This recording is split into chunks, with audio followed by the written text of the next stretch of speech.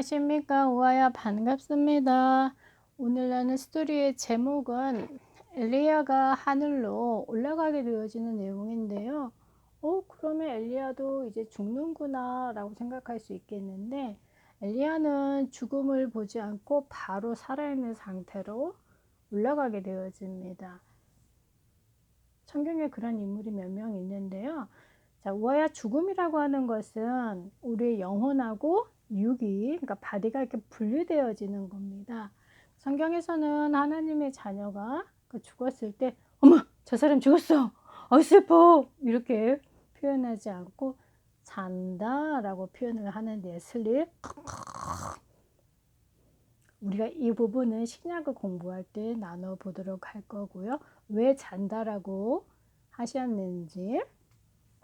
자, 드디어 하나님의 엘리야를 이제 불러 올리시는 그 시간이 가까이 왔는데, 자, 엘리야와 그의 제자인 엘리사가 이렇게 길가루로 나아가게 되어진 거예요. 회오리 바람으로 이제 하나님 불러 올리실 테니까 준비를 해야 되겠죠. 자, 엘리야가 엘리사에게 얘기를 합니다. 너는 길갈에 머물러 있어라 라고 했더니, 엘리사가 하는 얘기가 여호와 하나님께서 살아계신가, 그리고 당신의 영혼이 살아있음을 두고 제가 맹세하는데 절대 떠나지 않고 끝까지 붙어 있겠습니다 라고 엘리사가 얘기를 하게 되어지고요. 자, 엘리야와 엘리사가 이제 베델을 움직이게 되어지죠. 이미 베델에는 많은 선지자의 제자들이 있었어요. 그 당시에는 엘리야만 선지자로 활동했던 것이 아니라 다른 많은 수많은 선지 생도들이 있는 가운데, 참 이 선지자의 제자들에게서도 이제 소문이 다 퍼졌죠. 곧 엘리야가 하늘로 올라간다는 거 알고 있는데, 그러면 그의 제자인 엘리사는 어떻게 되는 거야? 라고 하면 사람들이 물어보면서 쑥덕거리고 있는 상황이었었어요. 자, 그랬더니 엘리사가 별로 기분은 안 좋아했는지, 나도 알고 있으니까 너네 조금만 조용히 해줄래? 라고 하고 있는 상황이었었고요. 자, 다시 여리고로 움직이게 되어지죠. 물론 이 과정 속에서도 엘리야가 그러면 베들에 머물러 있어라 라고 했지만, 엘리사, 네, 전 처음부터 말씀드렸습니다. 끝까지 따라갑니다 라고 했기 때문에 여리고까지 또 움직이게 되어지고요. 자, 물론 여리고에서도 또 사람들이 얘기를 하죠. 어머, 너 이제 엘리사 어떻게 되는 거야? 엘리야 올라간다면서 너 선생님 없으면 어떻게 혼자 할 수 있어? 라고 얘기하게 되고, 다시 엘리사는 다 알고 있으니까 조용해줘 라고 얘기를 하죠. 자, 그리고 물론 이 가운데서 또 이제 엘리야가 얘기를 합니다. 여기 있어라 라고 하지만, 자, 엘리야 계속 따라갔던 엘리사의 고백은 아닙니다. 끝까지 따라갑니다 라고 하면서 드디어 요단까지 가게 되어집니다. 자, 이때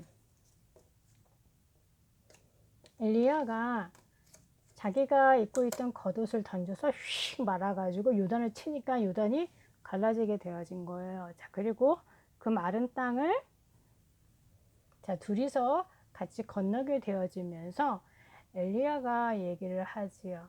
여기가 사실 종착점인 겁니다. Final Destination. 엘리야가 얘기를 하지요. 정말 도대체 너가 나에게 원하는 것이 무엇이냐? 무엇을 얻고 싶어가지고 이렇게 끝까지 따라왔느냐라고 하는 거죠. 자, 물론 엘리사의 마음은 저와 함께 있으면 좋겠습니다 라고 하고 싶긴 하겠지만, 이미 하나님의 계획은 엘리야가 하늘로 올라가는 거잖아요. 자, 그래서 엘리사가 얘기하기를 저가 다른 것이 필요한 것이 아니고요. 당신에게 있는 그 영감의 갑절을 저에게 주세요 라고 얘기를 한 겁니다. 이거 굉장한 기도 제목입니다. 조금 쉽게 말씀드리면 성령 충만을 달라라고 하는 거죠. 그러니까 더블 포션에 대한 부분은 우와 예전에 야곱과 이서의 스토리 가운데 장자권이라고 하죠. First born. 그 얘기는 장자는 그 집안에서 받을 수 있는 그 축복, 재산의 2배를 받게 되어집니다. 그래서 절대로 소홀히 여기면 안 되는데, 에서가 그 장자권을 소홀히 여기고 팥죽 한 그릇에 그것을 팔아버렸잖아요. 그 영적인 축복이 무엇인지 몰랐었는데, 자, 엘리사는 엘리야가 갖고 있는 이 성령 충만의 두 몫을 달라라고 기도를 하게 되어지죠. 그러니까 엘리야에게 요청을 하는 겁니다. 그랬더니 엘리야가 너가 참 어려운 것을 구하네. 자, 그렇지만 그 부분이 지금 엘리사가 얘기하는 갑절의 영감이 엘리사에게 임한다라고 하는 부분을 엘리사가 증거로 얻어야 되잖아요. 자, 그래서 하는 얘기가 너의 눈에 엘리야가 그 회오리 바람으로 그 불말이 와서 휙 데리고 올라가는 것을 보게 되어지면 이 갑절의 영감이 너한테 임한 줄로 알거라 얘기를 하게 되어지고, 자, 드디어 하나님께서 엘리야를 불러 올리시죠. 그리고 엘리야는 요단을 쳤던 그 옷을 던집니다. 자, 그리고 엘리사의 손에 주어지게 되어지죠. 자, 엘리야는 하늘로 올라가게 되어지고요. 자, 이 땅에 남아있는 엘리사는 무엇을 했을까요? 엘리야로부터 받았던 그 옷을 가지고 탁 치니까 엘리야가 했던 일 그대로 일어나게 되어지는 거예요. 자, 그래서 그 주변의 그 상황들을 다 보고 있었던 제자들이 그 엘리야에게 있었던 그 하나님의 능력이 지금 엘리사에게 임했구나 라고 하게 되어집니다. 왜 오늘 스토리 여기까지인데요. 오늘 확인해 볼 내용은 구약 성경에 보면요, 맨 끝부분에 말라기서라고 하는 책이 있습니다. 구약 맨 마지막 부분에 나오는데요. 그 말라기서에서 어떤 내용이 있냐면 엘리야가 다시 온다라고 하는 부분이 되어져 있습니다. 엘리야가 죽지 않았더니 다시 이 땅에 내려오는가? 라고 생각할 수 있겠는데요. 그 엘리야가 온다라고 했었을 때 그 엘리야는 이 엘리야를 얘기하는 것이 아니라, 그러니까 예수님이 태어나시기 전에 예수님보다 한 6개월 먼저 태어나서 예수님이 오실 것을 준비한 사람이 있어요. 바로 그 사람이 침례 요한이죠. 바로 그 침례 요한을 얘기하는 부분인데, 자, 그래서 사람들이, 유대인들이 그 오해한 부분들이 있습니다. 그 무엇을 오해했냐면요. 물론 예수님도 그 부분을 아시고 질문을 하셨지요. 질문의 내용은, 그러니까 사람들이 예수님에 대해서 어떻게 알고 있느냐라고 물어보셨을 때에 제자들에게 물어보신 겁니다. 어떤 사람은 예수님이 엘리야래요.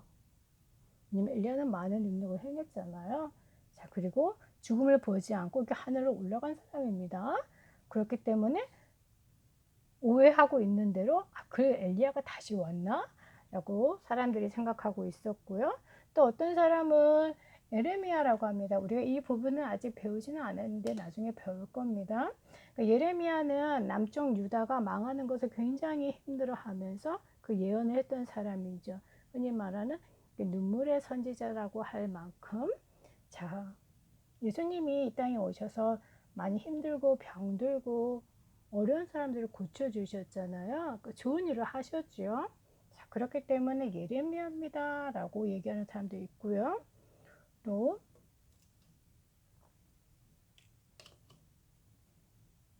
침례 요한입니다 라고 얘기하는 사람들도 있었습니다. 침례 요한 같은 경우에는 사람들이 안 좋게 행동하고 공의에 어긋나는 일을 했었을 때 그거 잘못됐습니다. 회개해야 됩니다. 라고 얘기했던 사람입니다. 자, 그렇기 때문에 예수님이 그 침례 요한일 것이다 라고 얘기하는 사람도 있었고요. 또 어떤 사람은 예수님은 선지자 중에 한 사람이야 라고 얘기하는 사람도 있었습니다. 자, 그때 예수님이 물어보시죠. 그러면 지금 예수님이 제자들하고 대화하시잖아요. 너희는 나에 대해서 어떻게 알고 있느냐라고 했었을 때 제자들이 얘기하죠. 주님은 그리스도시요 살아계신 하나님의 아들이십니다 라고 고백을 하게 되어집니다. 예수님이 그리스도라는 고백이죠. 자, 그리고 또 시간이 조금 지나서 예수님께서 제자들 중에 몇 명을 모아서 그러니까 변화산으로 부르세요. 자, 그랬더니 제자들이 얘기를 합니다. 우리가 이곳에서 엘리야를 위해서, 그리고 모세를 위해서, 그리고 예수님을 위해서 초막을 짓겠습니다. 거주할 수 있는 공간들을 만들어 놓겠습니다 라고 했었습니다. 자, 그때 시간이 갑자기 조금 지나고 나니까 구약에서 정말 능력을 많이 행한 엘리야도 사라지고, 자, 그리고 모세도 사라지고, 오직 예수님은 그곳에 계셨지요. 자, 이 부분은 우리가 나중에 신약을 공부할 때 다시 한번 정리할 거고요. 자, 그렇기 때문에 오늘 나눌 내용은 다름이 아니라 이미 예수님이 그리스도의 일을 십자가와 부활로 다 완성하셨죠. 자, 지금은 그분께서 성령으로 우리와 함께 하십니다. 그래서 우리에게 정말 필요한 것은 그리스도의 영, 성령이 함께 하시는 성령 충만이죠. 어떻게 성령 충만을 우리가 계속 힘으로, 능력으로 갖고 있을 수 있을까요? 다름 아니라 성령이 역사하시는 방법은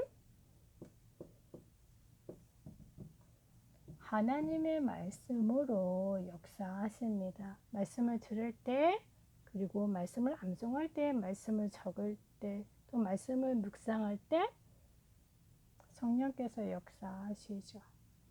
무화과 성령 충만을 유지할 수 있는 최고의 비밀, 바로 하나님의 말씀과 최대한 가까이 하는 겁니다. 우아야 그동안 이 시간 이 축복들 많이 늘어오셨죠?